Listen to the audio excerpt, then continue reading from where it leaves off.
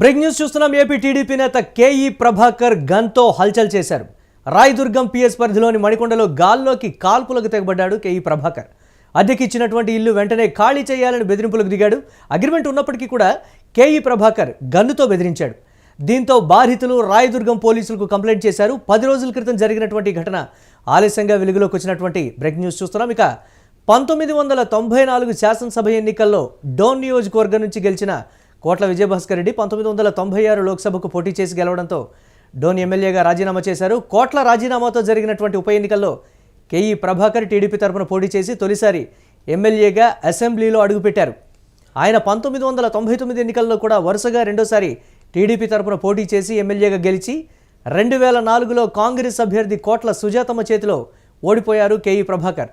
ఇక కేఈ ప్రభాకర్ 2009లో పత్తికొండ నియోజకవర్గం నుంచి పోటీ చేసి ఎమ్మెల్యేగా మూడోసారి అసెంబ్లీకి ఎన్నికయ్యారు. ఆయన 2017 జూన్లో రాష్ట్ర నీటిపారుదల అభివృద్ధి సంస్థ చైర్మన్గా నియమితుడై 2018లో జరిగిన ఆంధ్రప్రదేశ్ శాసనమండలి ఎన్నికల్లో కర్నూలు జిల్లా స్థానిక సంస్థల కోటా నుండి ఎమ్మెల్సీగా ఏకగ్రీవంగా ఎన్నికయ్యారు. కేఈ ప్రభాకర్ తెలుగుదేశం పార్టీకి 2020 మార్చి 13న రాజీనామా చేశాడు.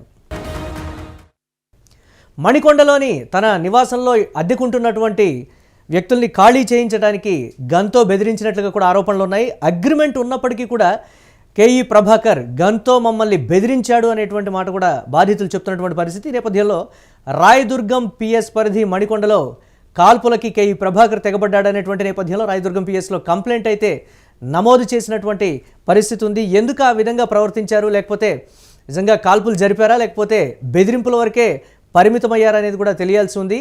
రాయదుర్గం పిఎస్ పరిధి మణికొండలో ఈ ఘటన చోటు చేసుకున్నట్లుగా తెలుస్తోంది.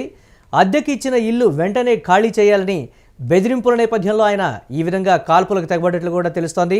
ఆయన మమ్మల్ని బెదిరించారు, చంపేటువంటి ప్రయత్నం కూడా చేశారని బాధితులైతే చెప్తున్నటువంటి బ్రేకింగ్ న్యూస్ చూస్తున్నాం.